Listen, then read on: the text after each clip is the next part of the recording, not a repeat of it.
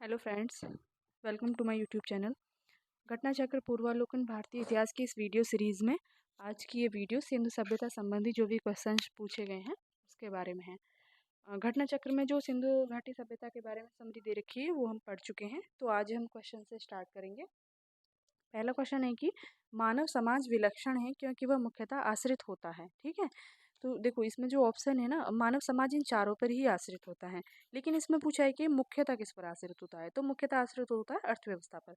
मानव समाज की जब स्थापना हो रही होती है तो सबसे पहले क्या चाहिए, आजीविका ना, आजीविका के साधन होना जरूरी है। तो जब जैसी आजीविका होगी उससे अर्थव्यवस्था की स्थापना होगी, तो सबसे पहले किसकी आवश्यकता होगी, अर्थव्यवस्था की। ठीक है, फिर ये संस्कृति, धर्म और विज्ञान तो सबसे बाद में ही आता है ना, फिर धीरे धीरे ये सब डेवलप होने लगते हैं। नेक्स्ट है कि हड़प्पा निम्नलिखित में से किस सभ्यता से संबद्ध है। तो ये तो बहुत अच्छे से जानते हैं कि हड़प्पा जो है सिंधु घाटी सभ्यता का पहला पुराई स्थल है जिसकी सर्वप्रथम जिसकी खुदाई हुई सिंधु घाटी सभ्यता पुराई स्थल की, वो हड़प्पा है ना। इसी वजह से इसका दूसरा नाम हड़प्पा सभ्यता भी है। सिंधु सभ्यता संबंधित है आद्य ऐतिहासिक युग से। ठीक है, तो आद्य ऐतिहासिक युग से संबंधित है, इसका क्या मतलब है उससे पहले समझते हैं कि प्रागैतिहासिक युग किसे कहते हैं। तो जिस काल से हमें, मतलब जिस ऐतिहासिक काल से हमें लिखित साक्ष्य प्राप्त नहीं होते, उस काल को हम प्रागैतिहासिक काल यानी प्रागैतिहासिक युग कहते हैं। जैसे कि पाषाण काल, पाषाण काल से हमें औजार वगैरह मिले हैं जो मनुष्य यूज करता था, औजार मिले हैं, कुछ मृदभांड मिले हैं, गर्तावास टाइप इस तरीके से, मतलब आवास भी मिले हैं, शैलचित्र मिले हैं, जिससे जिससे हमें ये पता चलता है कि उस समय की मनुष्य मानव समाज की क्या जीवन शैली थी, लेकिन लिखित साक्ष्य नहीं मिलता। ठीक है, लेकिन और दूसरी तरफ सिंधु सभ्यता की बात करें तो वहाँ हमें लिखित साक्ष्य तो मिलता है ना, सैंधव लिपि जिसे बोलते हैं, भाव चित्रात्मक लिपि। तो हमें लिखित साक्ष्य तो मिलते हैं, लेकिन वो लिपि अभी तक पढ़ी नहीं जा सकी है, यानी अभी तक हम उसे समझ नहीं सके हैं कि एक्चुअली उसमें क्या लिखा था। तो इस वजह से सिंधु सभ्यता को हम आद्य ऐतिहासिक युग में रखते हैं। तो ऐसे मतलब ऐतिहासिक काल जिसके अंतर्गत हमें लिखित साक्ष्य तो मिले हैं, लेकिन वे लिखित साक्ष्य अभी पढ़े नहीं जा सके हैं, उसको आद्य ऐतिहासिक युग कहते हैं। और ऐतिहासिक युग वही जहाँ से लिखित साक्ष्य मिलते हैं और उन्हें हम ठीक से पढ़ समझ सकते हैं। ठीक है, उत्तर ऐतिहासिक युग के बाद का अब है कि सिंधु घाटी की सभ्यता गैर आर्य थी क्योंकि, यानी सिंधु घाटी की सभ्यता गैर आर्य थी। तो पहले तो ये जानना जरूरी है कि आर्य सभ्यता कौन सी थी फिर, है ना। तो आर्य सभ्यता थी वैदिक सभ्यता। ठीक है, आर्य सभ्यता वैदिक सभ्यता थी। तो वैदिक सभ्यता कैसी थी, जो सिंधु घाटी सभ्यता से अलग रही होगी, तभी तो बोला गया ना कि ये गैर आर्य थी। तो आर्य वाली जो वैदिक सभ्यता है वो ग्रामीण व्यवस्था थी उसमें। ठीक है, यानी वो ग्रामीण सभ्यता थी, और सिंधु घाटी सभ्यता नगरीय। तो इस वजह से इसका आंसर हो गया ए। सिंधु घाटी की सभ्यता गैर आर्य थी क्योंकि वह नगरीय सभ्यता थी। ठीक है, तो वो इसमें ये सारे मतलब ऑप्शन सही हैं। अगर सिर्फ ये बोला जाता है कि सिंधु घाटी की ये विशेषताएं, तो ये सारी विशेषताएं हैं, लेकिन इसमें पूछा गया है कि गैर आर्य थी। ठीक है, तो मतलब आर्यों की जो मुख्य विशेषता है उससे इसमें भिन्न कौन सी है, तो उसके अपोजिट है नगरीय, है ना। आर्य होगी ग्रामीण, तो ये होगी नगरीय, इसलिए इसका आंसर ये हो गया। लेकिन अपने आप में ये चारों स्टेटमेंट सही है। नेक्स्ट क्वेश्चन है, सिंधु घाटी सभ्यता को आर्यों से पूर्व की रखे जाने का महत्वपूर्ण कारक है।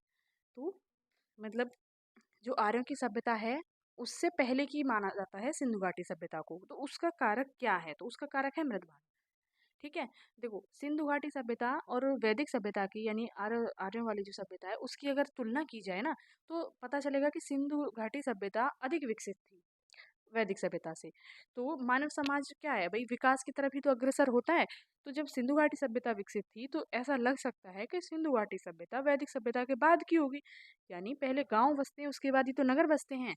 तो वैदिक सभ्यता ग्रामीण है और सिंधु घाटी सभ्यता नगरी है, तो गांव से नगर की तरफ बच जाते हैं, ना कि नगर से गांव की तरफ। इसलिए ऐसा लगेगा कि सिंधु घाटी सभ्यता वैदिक सभ्यता से बाद की हो।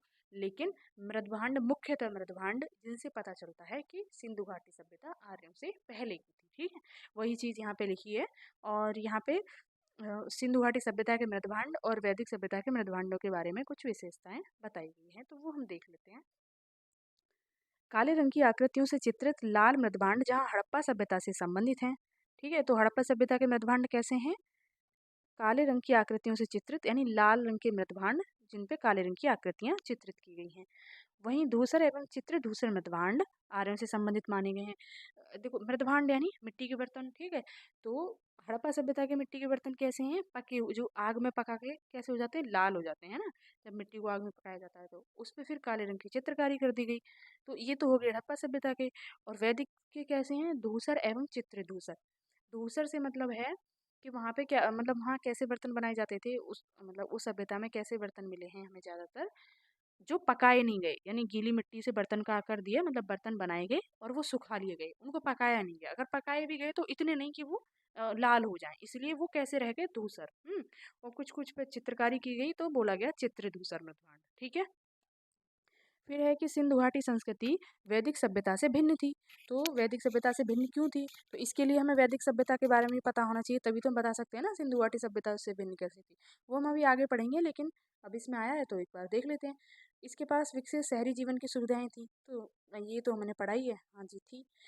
इसके पास चित्रलेखीय लिपि थी। तो चित्रलेखीय लिपि यानी लिपि सॉरी, इसका मतलब भाव चित्रात्मक लिपि जो हमने देखी अभी, तो बिल्कुल थी।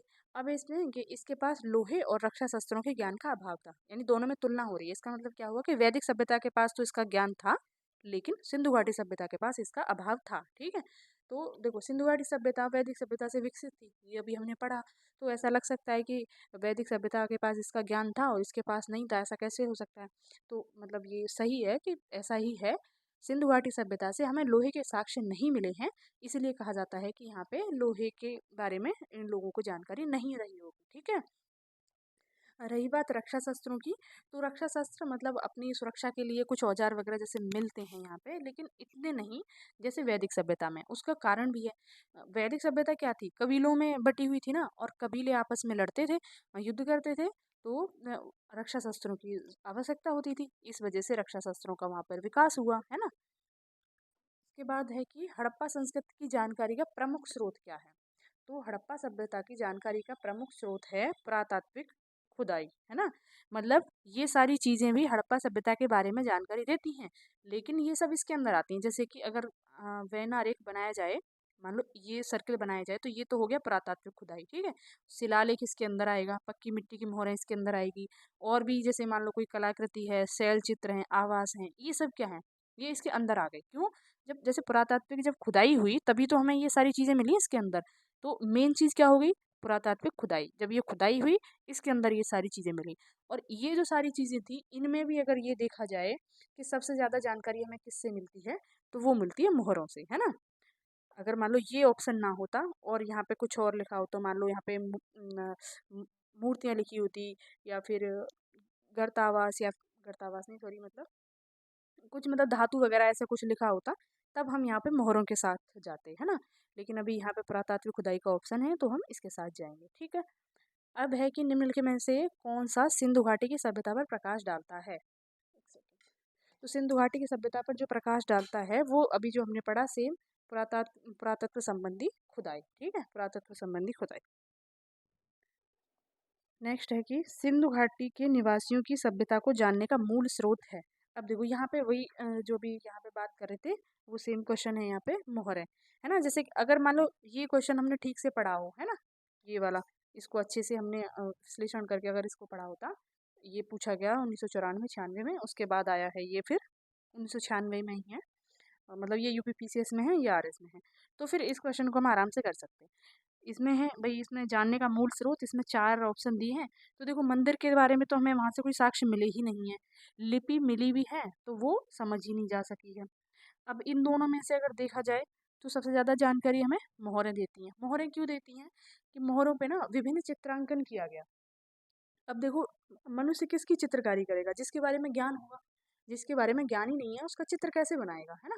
तो मोहरों पे जो जो चित्र बने हैं, उसके आधार पर ये समझा जा सकता है कि उनकी जीवन शैली कैसी थी, उनकी अर्थव्यवस्था कैसी थी, है ना।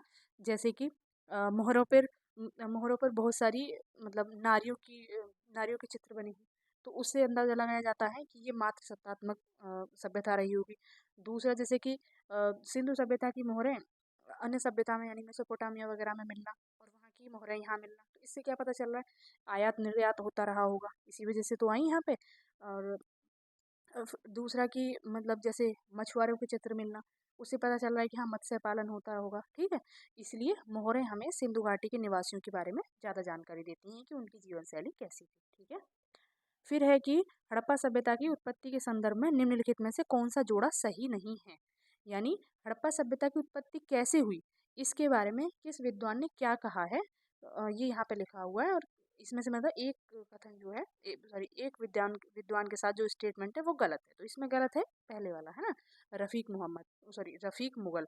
तो इन्होंने हड़प्पा सभ्यता ने मेसोपोटामिया सभ्यता से प्रेरणा ली, इनके सामने जो ये स्टेटमेंट है ये गलत है। तो इनका कहना था कि जो हड़प्पा सभ्यता है ना, वो कहीं बाहर से नहीं आई थी, जैसे इसमें लिख रखा है कि मेसोपोटामिया सभ्यता से प्रेरणा ली।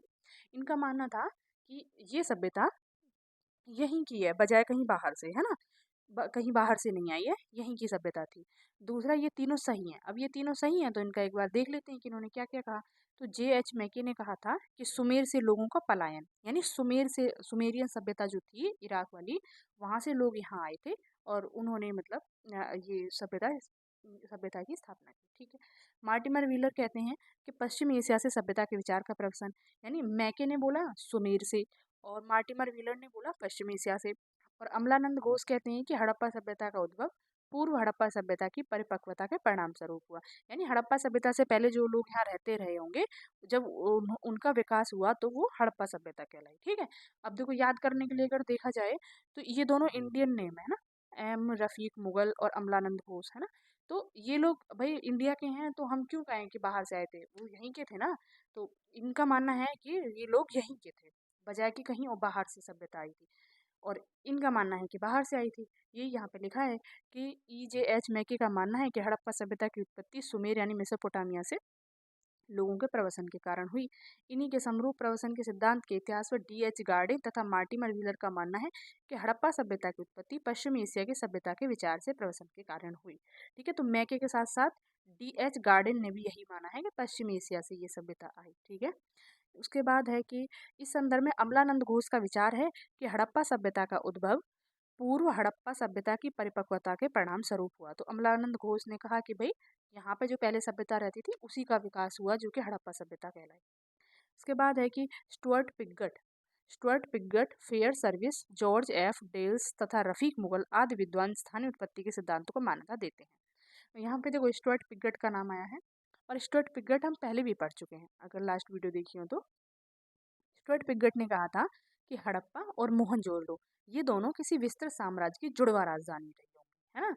तो ऐसा स्टेटमेंट आता है, ऐसा क्वेश्चन आता है कि किसने कहा था कि हड़प्पा और मोहनजोदड़ो किसी विस्तृत साम्राज्य की जुड़वा राजधानी थी। तो आंसर होगा स्टुअर्ट पिगट, ठीक है। नेक्स्ट है, मतलब यहाँ पे मिलान करने के लिए दे रखा है कि किस बस्ती की, मतलब जो सिंधु सभ्यता की जो विभिन्न मतलब जगह हैं, विभिन्न बस्तियाँ कह लो, नगर कह लो, उनकी खुदाई किसने कराई थी, है ना। तो हड़प्पा की कराई थी दयाराम साहनी ने। और सबसे पहली जो खुदाई हुई थी हड़प्पा की ही हुई थी।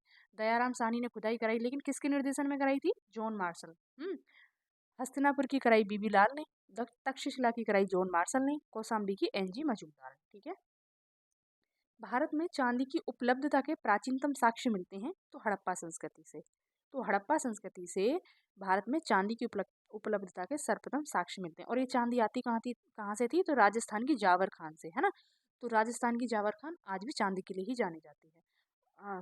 हड़प्पा वासियों को चांदी की जानकारी मोहनजोदड़ो और हड़प्पा के निवासियों के मध्य इसके विधिवत प्रयोग के साक्ष्य मिलते हैं। ये लोग मुख्यतः राजस्थान की जावर और अजमेर थी। अजमेर अजमेर की खान तो नहीं है अभी चांदी के बारे में, लेकिन हाँ जावर की खान को अभी भी मतलब चांदी के उत्खनन के तौर पे जाना जाता है। हड़प्पा में मिट्टी के बर्तनों पर सामान्यतः किस रंग का प्रयोग था? तो लाल का, है ना। फिर है कि ये सब यहाँ पे दिया है। मृदभांडों को बनाने वाली मिट्टी में रेत का मिश्रण होता था, पकाने पर हल्के भूरे लाल रंग का रूप ग्रहण कर लेती। कुछ इसमें खास है नहीं। मूर्ति पूजा का आरंभ कब से माना जाता है? तो पूर्व आर्य, यानी आर्यों से पहले। आर्यों से पहले का मतलब सिंधु घाटी सभ्यता में। हमने देखा था ना कि वो पशुपतिनाथ की मूर्ति, एक श्रृंगी पशुपतिनाथ की मूर्ति और एक मातृ देवी की मूर्ति, है ना। तो मूर्ति पूजा का प्रारंभ कब से माना गया? पूर्व आर्य से। निम्नलिखित पशुओं में से किस एक का हड़प्पा संस्कृति में पाई मोहरों और टेराकोटा कलाकृतियों में निरूपण नहीं हुआ है? यानी इनमें से किसका चित्र नहीं मिलता है? तो गाय का नहीं मिलता है। हाथी, बाघ, गैंडा इसका मिलता है।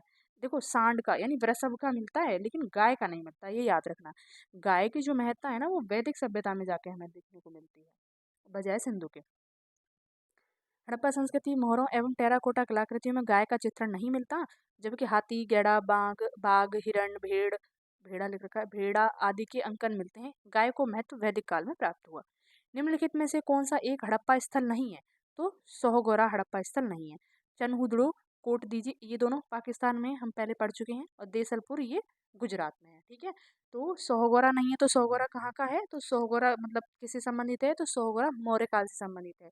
ठीक है, सोहगोरा कहाँ पड़ता है? ये उत्तर प्रदेश में। ठीक है, अब देखो, सोहगोरा उत्तर प्रदेश के गोरखपुर में राप्ती नदी के किनारे स्थित है। यहाँ से मौर्यकालीन ताम्रपत्र अभिलेख मिला है, जिससे यहाँ अन्नागार होने का विवरण मिलता है। चनहुदड़ो, कोटदीजी और देसलपुर तीनों हड़प्पा सभ्यता से जुड़े नगर थे। चनहुदड़ो और कोटदीजी वर्तमान पाकिस्तान के सिंध प्रांत में तथा देसलपुर गुजरात राज्य के कच्छ में स्थित है। देखिए, सोहगोरा ये तो पता चल गया कि किस काल से संबंधित है? मौर्य काल से। कहाँ मिलता है? उत्तर प्रदेश के गोरखपुर में। और इससे मतलब क्या पता चलता है? तो यहाँ एक ताम्र पत्र मिला है, यानी तांबे का, उस पे कुछ खुदा हुआ है, मतलब अभिलेख लिखा हुआ है। तो उसमें क्या लिखा है? कि यहाँ पे अन्नागार था, है ना, मतलब खाद्यान्न को स्टोर किया जाता था। एक तो ये पता चलता है। दूसरा, ऐसा माना जाता है कि भारत में अकाल होने का प्रथम जो लिखित साक्ष्य है, जो लिखित पहला अभिलेख है, जिससे हमें ये पता चलता है कि भारत में अकाल पड़ते थे, तो वो पहला अभिलेख कौन सा है? तो वो यही है, सोहगोरा ताम्रपत्र अभिलेख। मतलब ऐसा बोला जाता है कि मौर्य काल में अकाल आते रहे होंगे, इस वजह से अन्नागार बनाया गया था, जिससे कि अकाल की स्थिति में खाद्यान्न की आपूर्ति की जा सके। ठीक है, तो सोहगोरा के बारे में भी हमने जान लिया।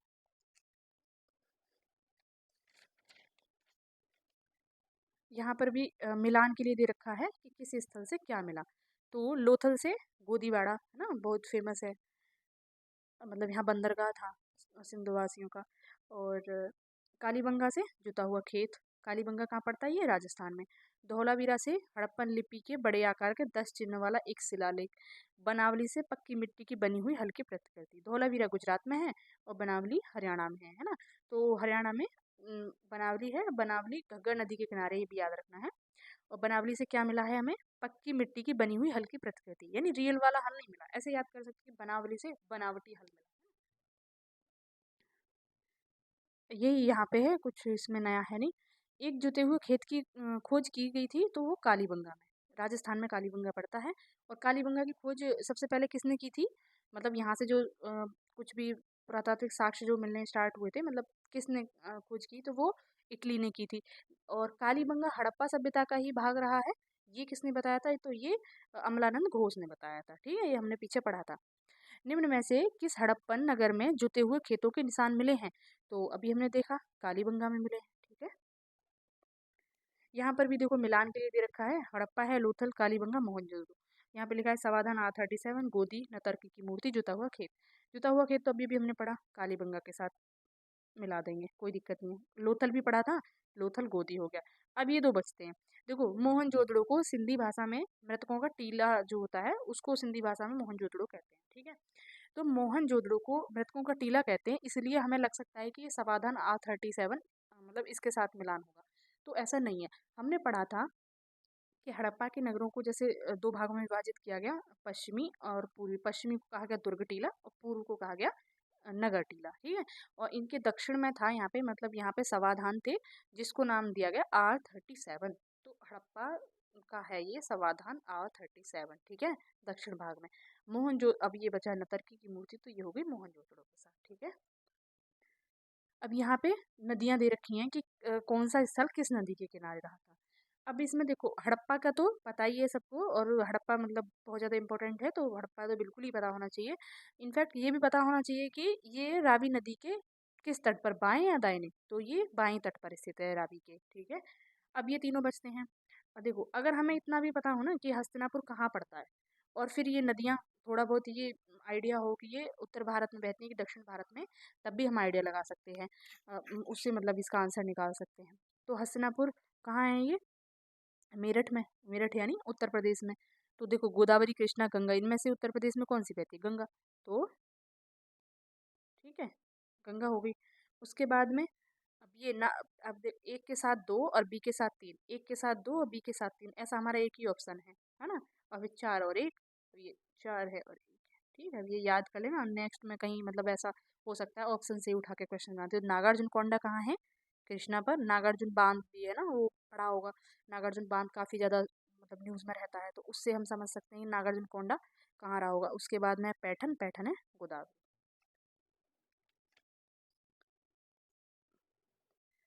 अब ये वही सेम है कि यहाँ पे इस साइड स्थल दी है, इस साइड नदी दी है।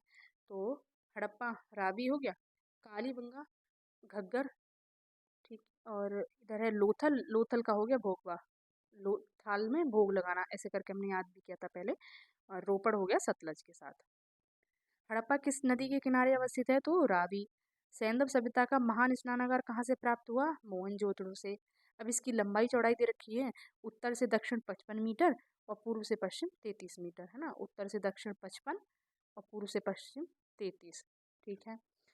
विशाल स्नानागार किस पुरातत्व स्थल से पाया गया? सेम मोहनजोदड़ो, यही वाला है ना, स्नानागार पूछा है तो मोहनजोदड़ो इधर दिया है।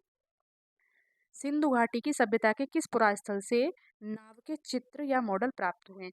देखो ये तो पता है ना, वहाँ का बंदरगाह कौन सा था? लोथल, है ना। तो नाव के चित्र मिलने की संभावना कहाँ होगी? लोथल में। और लोथल इसमें एक ही ऑप्शन दे रखा है यहाँ पे, तो मोहनजोदड़ो और लोथल से। सिंधु घाटी की सभ्यता के किस पुरास्थल से नाव के चित्र या मॉडल प्राप्त हुए हैं, ठीक है। सिंधु सभ्यता के बारे में निम्न में से कौन सा कथन असत्य है? नगरों एवं नालियों की सुदृढ़ व्यवस्था थी, बिल्कुल थी। व्यापार और वाणिज्य उन्नत दशा में था। मात्र देव की उपासना की जाती थी।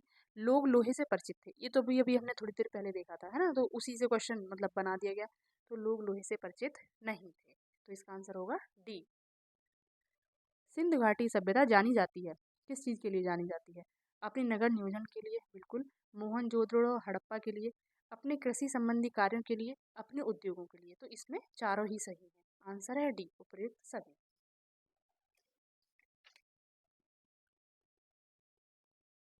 निम्नांकित में किसका सुमेल नहीं है? मतलब ये बस्तियां दे रखी हैं हड़प्पा सभ्यता की, और इस साइड मतलब राज्य दे रखे हैं। तो आलमगीरपुर उत्तर प्रदेश में। देखो आलमगीरपुर तो बिल्कुल ही पता होना चाहिए, क्योंकि सबसे जो पूर्वी स्थल है हड़प्पा सभ्यता का वो आलमगीरपुर ही है ना। और उत्तर वाला कौन सा? मांडा। और इधर है हमारा सुतकांगिंडोर, और इधर है दैमाबाद, ठीक है।